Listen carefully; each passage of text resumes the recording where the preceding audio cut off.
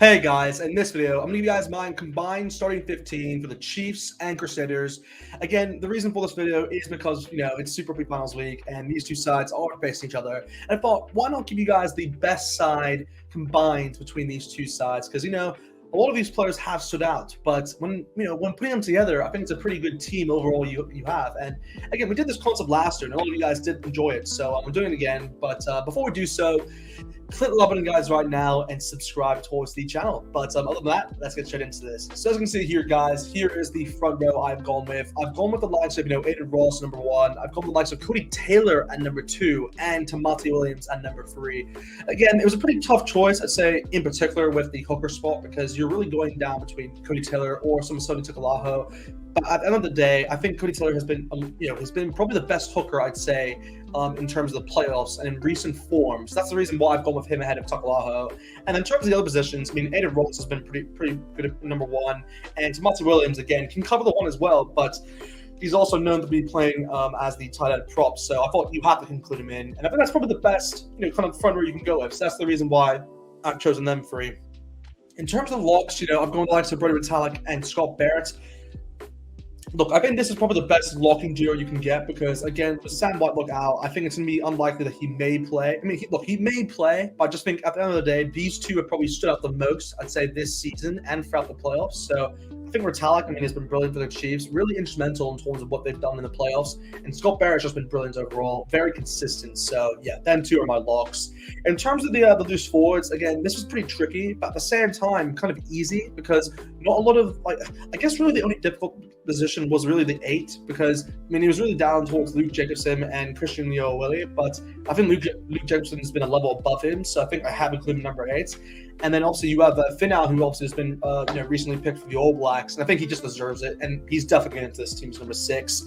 And then, in terms of the 7, again, I could have gone with Sam Cane here, but I wanted to shed light on Tom Christie just because I think he's had a brilliant season, and I think he's been better slightly than Sam Cane in the playoffs. That's the only reason why, by the way, I'm just edging it towards Tom Christie. I'm not saying, by the way, Sam Cane has not had a brilliant season because I'd say throughout the season, you can make the argument maybe that Sam Cane's been better than Christie, but I'm just edging it towards Christie because when it comes towards playoffs, that kind of weighs heavily in terms of in terms of the players I've picked here. So I've gone with Tom Christie because I just think he's been brilliant throughout the last 2 playoff games. But again, in terms of the back line, look, I've gone with a 9-10 combination of Brad Weber and Damian McKenzie. I think that's probably the I'm not going to say the obvious 2 because, again, Brad Weber towards Mitchell Drummond, again, that's a bit more obvious. But McKenzie versus, Mo'unga, that's a very difficult decision because, again, I could have gone with both if I wanted to and, put McKenzie maybe at 15 and put Mo'unga at 10. But I just chose, you know what, I'm just going to just choose who's been the better 10 throughout the whole season. And I think McKenzie's probably been more consistent throughout the whole season rather than Mo'unga. Because, again, you have to remember, a lot of the Crusaders players at the very beginning weren't at their, the form we expected. So I know this is kind of a very harsh thing to do because Mo'unga has been brilliant within the playoffs, but McKenzie has also been very, very good. And, since he's come back from Japan, he's really just had a very good season overall. So I think I'll have to reward him with that 10 jersey. But in terms of the center pairing here, guys, I have come up with a bit of a center pairing which may be introduced within the within the All Blacks before we see. But I have gone the likes of Anton Brown at number 12 and Daz Lockmode at number 13. Again, that can actually be interchangeable because even Ian Foster said he likes the idea even of maybe Dallas McLeod at number 12. And you can also put Anton Brown at 13 if you wanted to. So that's really interchangeable. But I think these two have been very impressive throughout the whole year. Anton Brown, another player similar towards McKenzie, who's just really stood out consistently throughout the year. And it's really the first time in a while where he just hasn't had an injury, which has kind of stopped his momentum. So I think Anton Brown deserves to get in. And Daz McLeod has been probably you could say the bolter of the year in terms of everything he's done so far. He's really been the one who's impressed a lot of people. And of course, he got that probably the most surprising pick in terms of the All Blacks this year. So I think I have to edge it towards Dallas McLeod in that position. So again, in terms of the back line, here is the final 3 I have gone with. Again, very tough choices here I had to make.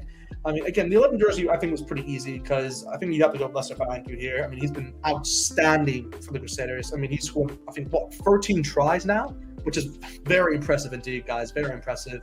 Again, I think the other 2 kind of pick it for himself. Again, I could have gone with Will Jordan here at either the 15 or the 14, but I've given the leeway towards Imoni Noah, of course, number 14, as well as Sean Stevenson, number 15, just because Will Jordan's played less minutes throughout the whole year, obviously with his with tonsillitis and all that, and he only came back, I believe, in around 12 or 10, like it was like 10 past, I think it was that. But I think you have to give it towards Noah and Stevenson because again they played more minutes, have been I'd say more impactful for the team throughout the whole season.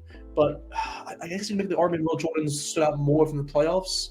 I don't know. I mean, Nadal has been pretty good, I'd say, at the 14 throughout the playoffs. So I think that's overall a pretty good side, I'd say. I mean, let me know in the comments if you guys agree or disagree with this. I think it's a really tough choice because leaving Will Jordan out and leaving Moana out and leaving Sam Kane out, those are big decisions to be made. But I'm judging this based on who's been the best player as well as the form they've had throughout the year. So yeah, there's some tough choices in there. But let me know in the comments below what you guys think. But other than that, guys, I'll see you guys next time.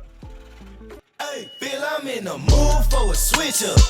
I hit the function, hit the rose till I hiccup. I hit the stage and leave with money that's a sticker. She picture perfect, so I told her